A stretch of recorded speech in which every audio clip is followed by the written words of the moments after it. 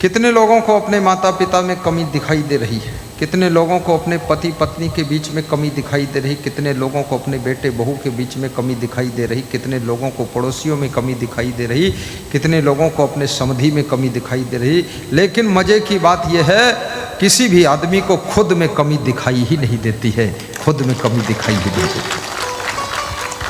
मेरे अंदर क्या कमी दिखती नहीं।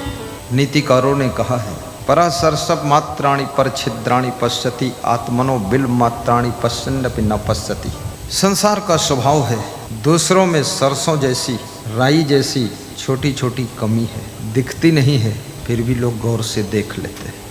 आत्मनो बिल मात्राणि, और स्वयं के अंदर बेल जैसी, बेल का फल बड़ा होता ना, बड़ी बड़ी कमियां दिखाई देती हैं, फिर भी वो दिखती नहीं है। और याद रखना, जिस दिन खुद की कमी दिखाई देना शुरू हो जाती है, उस दिन मनुष्य का अहंकार टूट जाता है, क्रोध भी ठंडा हो जाता है और वो मनुष्य अपने सुधार की प्रक्रिया में लग जाता है, महान बनता है। और जब तक दूसरों के अंदर कमी दिखाई देगी, तब तक तुम्हारा क्रोध बढ़ता जाएगा, क्रोध बढ़ता जाएगा, गुस्सा बढ़ती जाएगी, और दूसरों के कमियों को देख देख करके, स्वयं की अच्छाइयों को देख देख करके अहंकार भी बढ़ता चला जाएगा। और ये स्थिति ये होगी, जहाँ अहंकार आता है वहाँ टकराव होता है, और जहाँ क्रोध आता है वहाँ लड़ाई होती है, और जहाँ पर खुद की कमी देखते हैं हम, तो नम्रता आ जाती है कि हमारे अंदर भी तो कमी है। जहाँ नम्रता की नदी बहती है, वहाँ पर प्रेम की धारा बहने लग जाती है। बोलिए सद्गुरु भगवान की जय।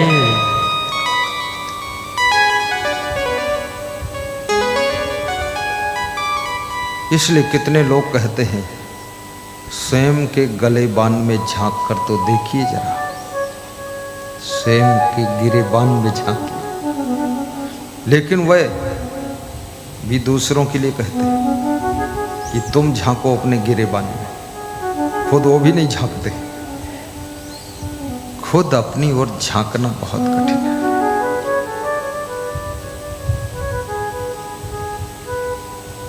गलतियां काम करने वालों से होती है, गलतियों का सुधार विनम्र लोग किया करते हैं। गलतियां यदि दुख देती है तो सावधानी मिलती है, तो गलती करने के बाद भी कोई फर्क नहीं पड़ता है तुम्हारे ऊपर, तो तुम अभी और गलतियां करोगे। क्योंकि गलती अगर आपको चोट कर जाती है, तो पुनः सावधानी से कार्य करने के लिए प्रेरणा मिल जाती है।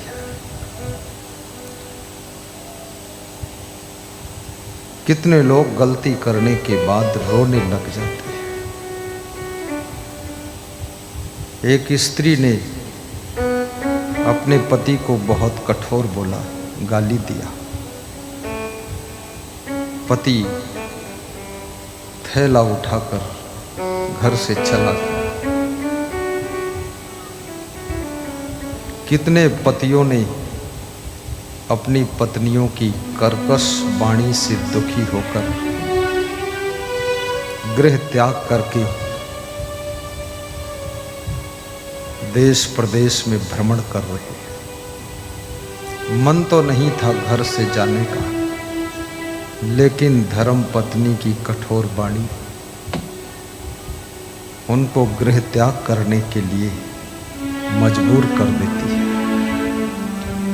कितने लोग साधु भेष पहन लेते हैं, साधु बनने का मन नहीं था, लेकिन पत्नी की दुख देने वाली बंदूक जैसी बोली को सुनकर मन घायल हो गया, तो साधु के कपड़े पहनकर हरिद्वार में गंगा के किनारे कमंडल लेकर घूम रहे हैं, और कभी कभी गंगा के किनारे बैठकर शाम को रोते हैं, घर की याद आ रही है। तो साधु से पूछो क्यों रो रहे हो? बोले घर की याद आ रही है। तो घर वापस चले जाओ ना, वापस नहीं जा सकते हैं क्योंकि वहां सुपर्णखा बैठी है। तो रोते क्यों हो? बोले सुपर्णखा का मोह याद आ रहा। ममता तू न गई मेरे मन से, ममता तू न गई मेरे मन से,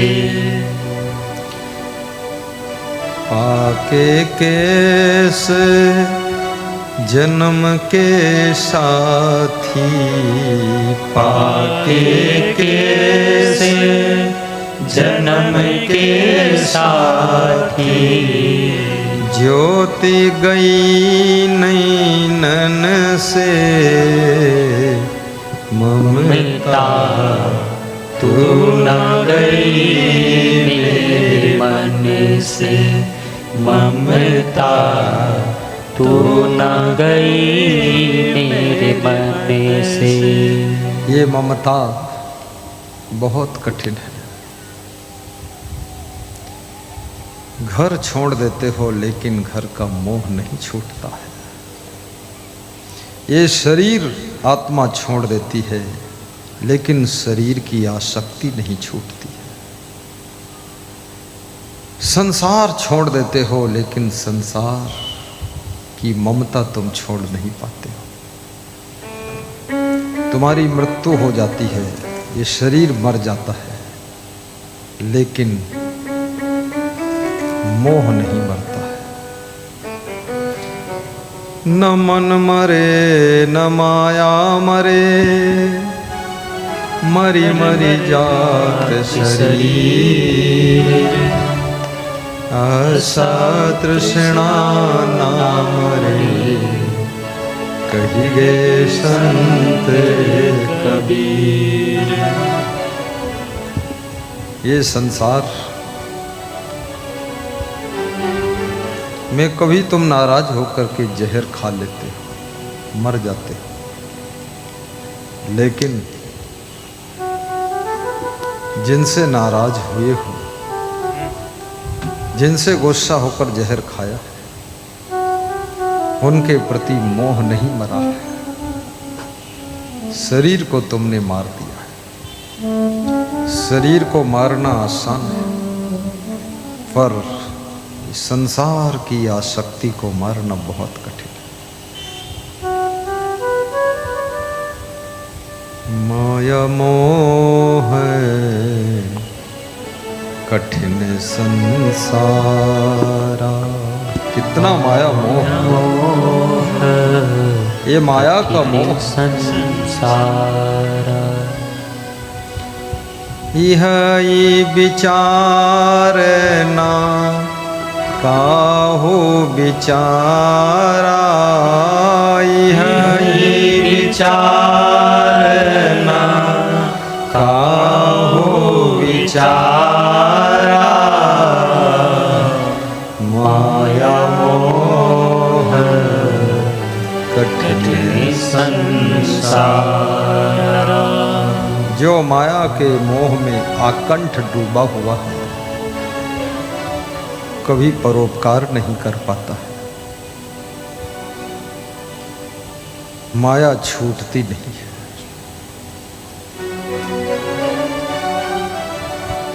किसी गांव में एक आदमी रहता था। पहली बार सत्संग कथा सुनने गया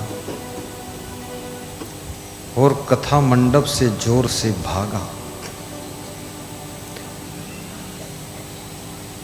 और भाग करके हाफता हुआ सांस फूल गई,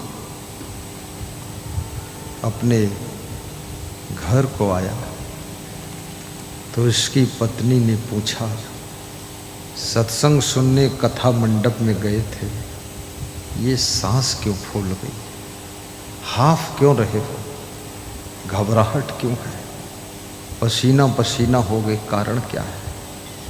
कथा सुनाने वाले पंडित जी ने मारा है क्या तुमको, कूट पीट दिया है, या वहाँ कुछ व्यवस्था बिगड़ गई, आग लग गई, भागे कैसे, या तुम्हारा कुछ सामान गिर गया, रुपया गिर गया, या किसी को दे दिया है तो धड़कन बढ़ी है। तो उसने क्या कहा, माया का मोह देखिए। ना गांठी से गिर गया, ना काहू कुछ दीन। मेरी जेब से कुछ गिरा भी नहीं और मैंने किसी को कुछ दिया भी नहीं। बोले तो इतना चेहरा उदास क्यों, निराश क्यों, हताश क्यों, घबराहट क्यों, डर क्यों, भय क्यों, चिंता क्यों? तो उसने बड़ी मजे की बात कही, ना गांठी से कुछ गिर गया, ना काहू कुछ दीन, और देते देखा और को ताते बदन मलिन। दूसरा वहाँ कथा मंडप में दान कर रहा था, उसको दान देते देखा तो मैं घबरा गया कि कितनी हिम्मत है जो माया का त्याग कर रहा है। तो उसी डर में भागा हूं जोर से। वही धड़कन बढ़ी, पसीना निकल आया। ये है माया का मोह, देने का मन नहीं होता है। धन रूपी माया की 3 गतियां होती हैं। या तो आप धन का भोग करें, एक गति, ये धन की अधोगति है।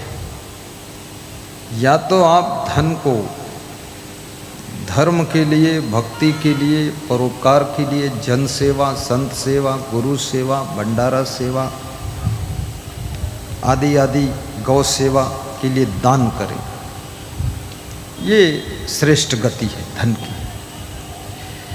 लेकिन दोनों नहीं किया अगर, तो धन की तीसरी गति है। उस गति का नाम है नष्ट गति। फिर वो धन नष्ट हो जाए, क्योंकि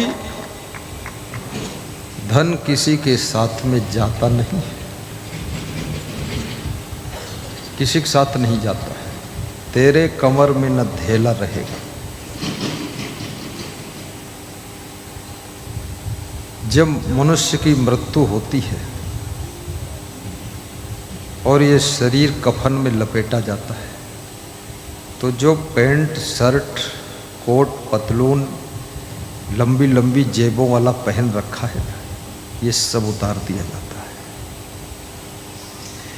मुर्दे के कफन में जेब नहीं होती है, इसलिए मुर्दे के पास में छल और फरेब नहीं होती है। और जिंदा आदमी के कपड़ों में बड़ी बड़ी जेबें होती है, इसलिए बड़ा बड़ा छल फरेब होता है। सबको पता है कफन में जेब नहीं होती। क्यों? क्योंकि सबको पता है अब ये मुर्दा कुछ ले नहीं जा सकता, इसलिए बिना जेब का ही कपड़ा उड़ा देते हैं, उस कपड़े को कफन करते। और लाश को जब कफन में लपेट दिया जाता है, भयानक लगता है, देखकर डर लगता है। बच्चों को देखने के लिए मना किया जाता है, ये बच्चे डर जाएंगे। और बहुत से लोगों को तो भ्रम भी है कि हमारे दादाजी मर गए तो भूत बनकर आएंगे, और दादी मर गई तो चुड़ैल बनकर आएंगे, इसलिए बच्चे मत देखें, नहीं इन्हीं को सताएंगे। दादा भूत बनकर आएंगे। अगर सबके दादा भूत बनकर आ जाएं और सबकी दादी चुड़ैल बनकर आ जाएं, कितना बड़ा फायदा होगा आपको पता है?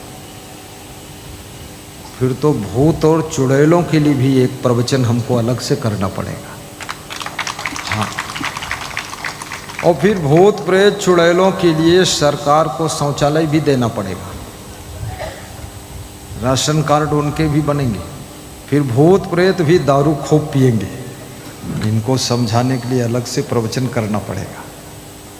फिर भूत प्रेतों के लिए मकान भी तो बनाना पड़ेगा। एक एक घर अलाट करे सरकार।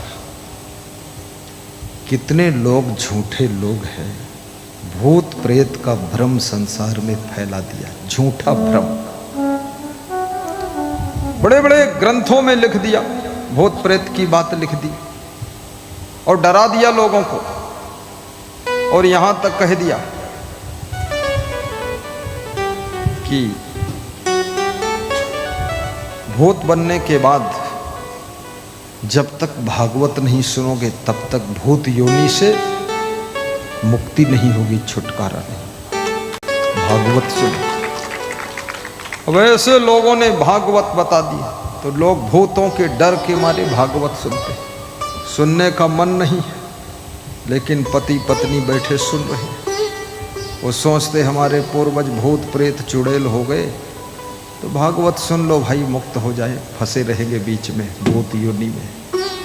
उस लालच में भागवत सुन रहे। क्या समझ रखा तुमने भागवत?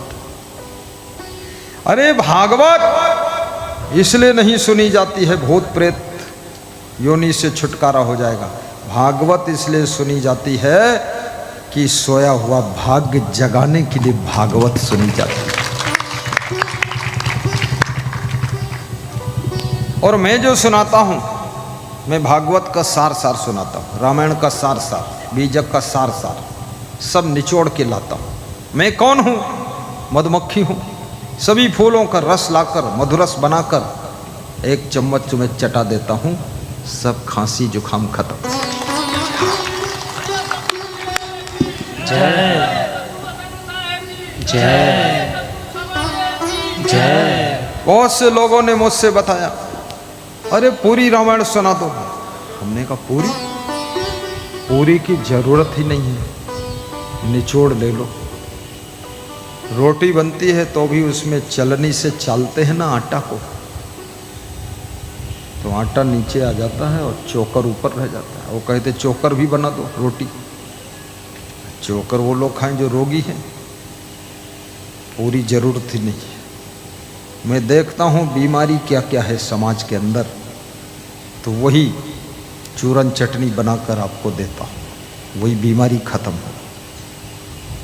और 7 दिन का काम मैं 2 दिन में कर देता हूँ। 9 दिन की कथा सिर्फ 2 घंटे में खत्म। और एक कबीर साहब ने भी समझाया हो, चाणक्य ने भी समझाया है कि साधु होना चाहिए जैसे सूप सुभाए, सार सार को कहिए थोथा दे गौराई। चाणक्य क्या कह रहे हैं? अनंत शास्त्रम बहुलाश्च विद्या अल्पश्च कालो बहुविघ्नताश्च यत् सारभूतं तदुपासनीयं हंसो यथा क्षीरमीमाम्बुमध्यात्, हंसो यथा क्षीरमीमाम्बुमध्यात्। बड़ी मार्मिक है।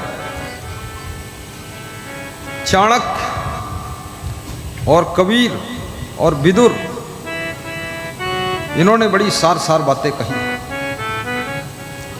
चाणक्य कहते हैं अनंत शास्त्र है, बहुत सी विद्याएं हैं, अल्प समय है, विघ्न बाधा बहुत है। इसलिए जैसे हंस नीर और क्षीर मिक्स रख दो, उसमें से क्षीर क्षीर पान कर लेता, नीर को छोड़ देता है, ऐसे हंस बन करके सार सार को ग्रहण कर लो, असार को छोड़ दो।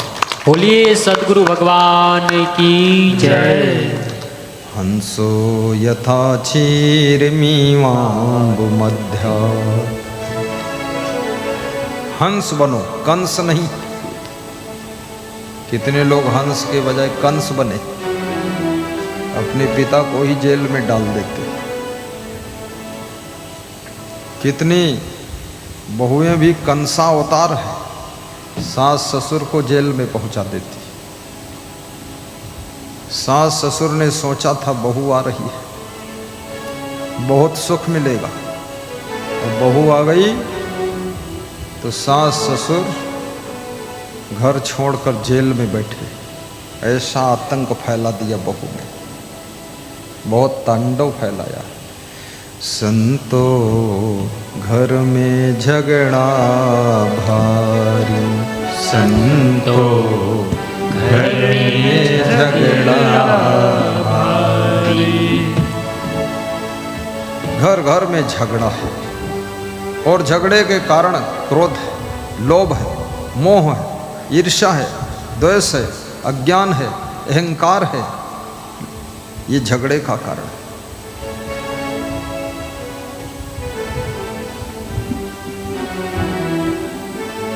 झगड़ा करने से सुख नहीं पाओगे। सत्संग का एक एक शब्द अपने हृदय में उतरने दीजिए। घर का कलह कलेश दूर कीजिए। गम खाना सीख लीजिए। सहनशीलता को बढ़ा लीजिए। विनम्रता धारण कर लीजिए। बड़ों का सम्मान कीजिए। अपने से जो बड़े हैं उनको रिप्लाई मत करिए, बात मत लड़ाइए। समझ अलग अलग है, तालमेल बिठाइए, एडजस्टमेंट कीजिए। सबका मन अलग अलग है, बुद्धि अलग अलग है, संस्कार सोच अलग अलग है। सबको सबकी आवश्यकता है। एक दूसरे से कनेक्शन और रिलेशन बनाए रखिए। अकेला चना भाड़ नहीं फोड़ सकता है। अकेला पति भी बच्चे को जन्म नहीं दे सकता है। अकेली नारी भी बच्चे को जन्म नहीं दे सकती है। पति पत्नी दोनों का मिलन वंश को आगे बढ़ाता है। गृहस्थ आश्रम की शोभा है यहाँ। गुरु शिष्य का संगम संत आश्रम की शोभा है। गुरु से भेष लेकर के इधर उधर मत घूमिए। गुरु को पानी ही नहीं दिया कभी, उल्टे गुरु की निंदा करते घूम रहे। निंदा करने के लिए गुरु से लंगोटी लिया था, पूरा सर्टिफिकेट लेकर गुरु बुराई में उतर गए। गुरु गुरु रह गए, चेला शक्कर बन गए। गुरु भी सोच में पड़ गया कि बड़ा चालाक निकला मुझसे, क्योंकि साधु भेष पहन लिया। जगह जगह पुजाने खाने लगे। इस भेष का भी तो सम्मान होता है।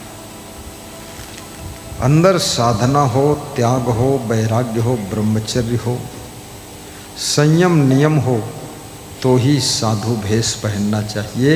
अन्यथा पेंट शर्ट में ज़्यादा अच्छा है, साड़ी सलवार में ज़्यादा अच्छा है।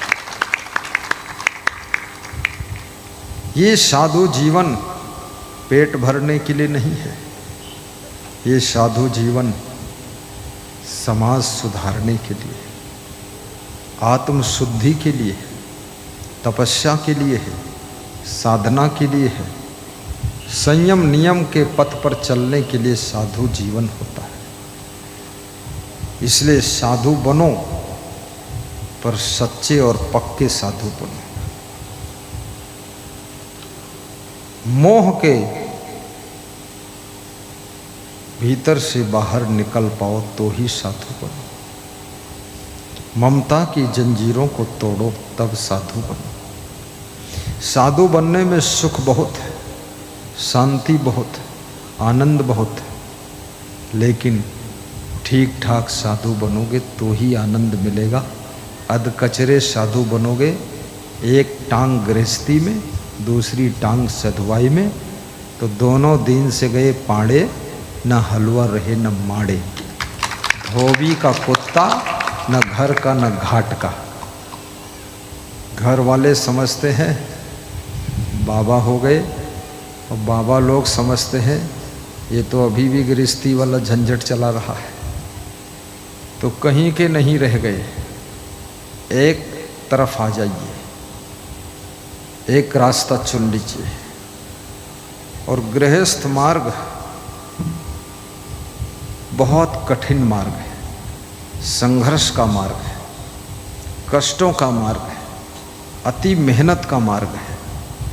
गृहस्थ पागल नहीं होता है, बाकी उसकी सब दुर्दशा हो जाती है। गृहस्थ की हड्डी नहीं टूटती है, बाकी जिंदगी सब चकनाचूर हो जाती है। गृहस्थ की खोपड़ी बचती है, दिमाग सब खोखला हो जाता है। गृहस्थी कोई आसान है? भगवान राम ने गृहस्थी किया, कितना आफत आई है। जब से ब्याही राम घर आए, नित नित झंझट रोज बढ़ाए। गृह कारज नाना जंजाला, ते अति दुर्गम शैल विशाला। ब्याहे परेशान कुंवारों को अरमान, खाम खा हैरान कुंवारों को अरमान। जिनका विवाह नहीं हुआ है वे जब किसी लड़के लड़की को देखते हैं तो ऐसे ललचाते हैं जैसे कुत्ता लेटरिन देखकर ललचाता है, लार टपक जाती है, बहुत ललचाते हैं। इसीलिए तो लोग फैशन करते हैं कि फैशन करेंगे तभी हम फंसेंगे, ऐसे तो फंसना मुश्किल है। खूब फैशन चल रहा है, खूब रंग रोगन हो रहा है, डेंटिंग पेंटिंग हो रही है, बड़ी सेटिंग, बड़ी एक्टिंग। अरे टेढ़ी टांग करके खड़े होते लोग। मैं तो सोचता हूँ अरे ये क्या कर रहे हो? बोले यही करने से तो ठीक रहेगा। एक बार फंसोगे दुर्दशा होगी। गृह कारज नाना जंजाला, ते अति दुर्गम शैल विशाला। ये गृहस्थी कोई साधारण है? अरे बहुत कठिन है। संत लाइन में जितना सरल है, सहज है, सुखद है, आनंदप्रद है, उतना गृहस्थी में तो अरे क्या बात है, बहुत कठिन मार्ग। लेकिन फिर भी इस कठिन मार्ग में ज़्यादा लोग प्रवेश क्यों करते हैं? क्योंकि अपने अपने मन को, इंद्रियों को रोकना बहुत कठिन है उनके लिए, इसलिए गृहस्थी में लोग प्रवेश हो जाते हैं। मन को संभालना, अरे राम राम। कितने लोग संसार के विषय भोगों के लिए आत्महत्या भी कर लेते हैं। कितने लोग दूसरों की हत्या करते हैं विषय भोगों के लिए, मर्डर कर देते हैं इन विषय भोगों के चक्कर में। ये विषय भोगों से मन को हटाना कोई खेल नहीं है। और जिसका मन विषयों के विष से हट गया तो याद रखना उसके लिए दुनिया के अंदर अब दुख भी नहीं है, दुख भी नहीं। विषय सुख दुख देता है, दुख दाता नहीं कोई। जीत संसार में नहीं दुख सपने होए। इंद्रिय जित दुख होत जो, सो प्रारब्धिक जान। प्रारब्धिक दुख जान के, दे पुरुषार्थ ध्यान। इंद्रियों को जीत लो, स्वप्न में दुख नहीं आएगा। अगर दुख आया तो पूर्व जन्म के किसी भी योनि में तुमने कोई ऐसा कर्म किया था, उसका फल आ गया है, नहीं तो आ नहीं सकता है। इसलिए जो जो लोग सुख चाहते हैं अपनी अपनी इंद्रियों को बस में रखें, अपने अपने मन को बस में रखें। ये मन जो मदिरालय की ओर भाग रहा है, ये मन जुआ और ताश खेलना चाहता है, ये मन, अरे क्या बात करते श्रीमान जी, नरक कुंड में कूदना चाहता है, बहुत दुख मिलेगा। इस मन को समझाना सीखो। अर्जुन श्री कृष्ण से दुखी होकर कह रहे हैं कि हे भगवान, चंचलम ही मनः कृष्ण प्रमाथि बलवदृढ़ तस्याहं निग्रहं मन्ये वायोर्योषो दुष्करम। हे कृष्ण, मैं आपके साथ में रहता हूँ, लेकिन दुख के साथ कह रहा हूँ, मेरा मन बहुत चंचल है। इसको रोकना बड़ा कठिन हो रहा है। अरे अर्जुन, क्या मेरी बहन सुभद्रा को देखकर तुम्हारा मन चंचल हो रहा है? हे भगवान, सो तुम जानहु अंतर्यामी पूर्वहु मोर मनोरथ स्वामी। हे नाथ, आप कैसे जान गए? मन की जानई, चित्त की जानई और दिल की जानई चोरी, और उन प्रभुवर से छिपती नहीं जिनके हाथ में डोरी। जान गए। कृष्ण ने देखा कि अर्जुन का मन मेरी बहन को देखकर सम्मोहित हो रहा है। कृष्ण ने कहा, मेरी बहन के साथ तुम विवाह कर लो। कृष्ण बहुत बुद्धिमान थे। उन्होंने समझ लिया इतना बड़ा योद्धा मेरी बहन का पति बनेगा, और जब इसका मन ढुल गया और मेरी बहन भी घूर कर देखती है अर्जुन की ओर, तो बिना पैसा के शादी कर दो, दहेज भी देना नहीं पड़ेगा, जाने दो, झंझट खत्म करो। शादी करवा दिया। कैसे करवाया? अर्जुन को समझाया कि अर्जुन, बगीचे में घूमने के लिए मेरी बहन सुभद्रा आती है, तुम रथ लेकर आना और सुभद्रा को बिठाकर वहीं से ले जाना।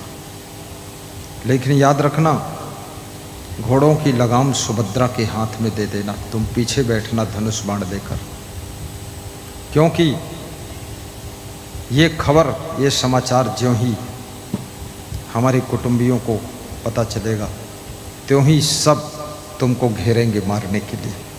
लेकिन शर्त है, आप मेरे कुटुंबियों को जान से मत मारना, बाकी बात मैं बना लूँगा, तुम ले जाना। शाम हुई, रथ लेकर अर्जुन आया। सुभद्रा सखियों के साथ घूमने गई थी बगीचे में, फुलवारी में। अर्जुन ने सुभद्रा को इशारा दिया, सुभद्रा रथ पे बैठ गई। सुभद्रा को लेकर अर्जुन आगे बढ़ा। अर्जुन ने सुभद्रा से कहा, घोड़ों की लगाम तुम पकड़ो। उसने पकड़ दिया। अर्जुन पीछे बैठा है। सूचना ज्यों ही सुभद्रा के कुटुंबियों में पहुंची, सबने जा कर के अर्जुन को घेरने का प्रयास किया। कृष्ण भगवान को ढूंढा, कहाँ हैं भगवान? कृष्ण भगवान सो रहे थे अंतःपुर में। इतना बड़ा हादसा हो रहा, भगवान सो रहे। सोचो, अरे कितना बड़ा हादसा हो जाए, भगवान को चिंता नहीं होती है। भगवान तो जब सोना है सो ही जाता है। आपके अंदर भी भगवत गुण आना चाहिए। तुम छोटी छोटी बात में टेंशन लेकर रात भर नहीं सो पाते हो। और भगवान की बहन को अर्जुन ले गया और भगवान अंतःपुर में सो रहे हैं। अगर भगवान के भक्त हो, छोटी छोटी बातों की टेंशन मत लिया करो, अपने बेडरूम में सो जाया करो। भगवान को जा कर के जगाया गया कि आप यहाँ सो रहे हैं। बहन सुभद्रा को लेकर के अर्जुन चला गया। अरे क्या बात करते हो, झूठी बात है ये, चलो देखता हूँ मैं। भगवान कृष्ण मुंह धोकर पानी पीकर बाहर निकले, धीरे धीरे चल रहे। कुटुंबियों ने कहा जल्दी तेज चलो। बोले हड़बड़ाते क्यों हो, सब ठीक ही होगा जो होगा। होई है वही जो राम रचि राखा, को करी तर्क बढ़ा वही शाखा। जब अर्जुन के रथ के पास में कृष्ण पहुंचे तो अपने कुटुंबियों से बोले कि यार तुम लोगों को शर्म नहीं आती, अर्जुन सुभद्रा को नहीं ले जा रहा है, सुभद्रा के हाथ में घोड़ों की लगाम है, ये सुभद्रा अर्जुन को ले जा रही है। देखो ना, ये तो पांडव जान पाएंगे तो वो लड़ने आ जाएंगे सब। युधिष्ठिर भी सोचेगा मेरे भाई को सुभद्रा ले गई, क्योंकि सुभद्रा रथ हाँक रही है। अर्जुन तो बेचारा पीछे बैठा भोला भाला सीधा साधा। अर्जुन कहाँ लिए जा रहा है? सुभद्रा ले जा रही। तो सब कुटुंबी ठंडे हो गए कि बात तो ये भी सही है। तो कुटुंबियों ने पूछा अब क्या करना चाहिए? बोले अब इससे अच्छा दांव मिलेगा नहीं, दोनों का विवाह कर देना चाहिए। बस फटाफट विवाह हो गया। अर्जुन दामाद बन गया और सुभद्रा अर्जुन के घर पहुंच गई। सुभद्रा का भी नाम हो गया क्योंकि इतना धनुषधारी बड़ा योद्धा सुभद्रा का पति बन गया। याद रखना, पति कमजोर हो तो आपकी बेटी का नाम भी नहीं होगा, और पति अगर दमदार है तो पति के नाम के साथ बेटी का भी बहुत बड़ा नाम हो जाएगा। इसलिए और सब पहले से भी रिश्तेदार थे, उनका बुआ जी का भी रिश्ता था, सब कनेक्शन रिलेशन था, दे दिया बहन को, रिश्ता जुड़ गया। और जब महाभारत युद्ध की नींव पड़ी, सबसे पहले द्रोणाचार्य ने चक्रव्यूह की रचना किया। तो उस महाभारत के युद्ध के शुभारंभ में सबसे पहले भगवान श्री कृष्ण का भांजा मारा गया, अभिमन्यु का वध हुआ। भगवान कृष्ण के अंदर मोह नहीं था, उन्होंने सोचा मेरे भांजे से ही शुरुआत होनी चाहिए। भांजे की मृत्यु हो गई।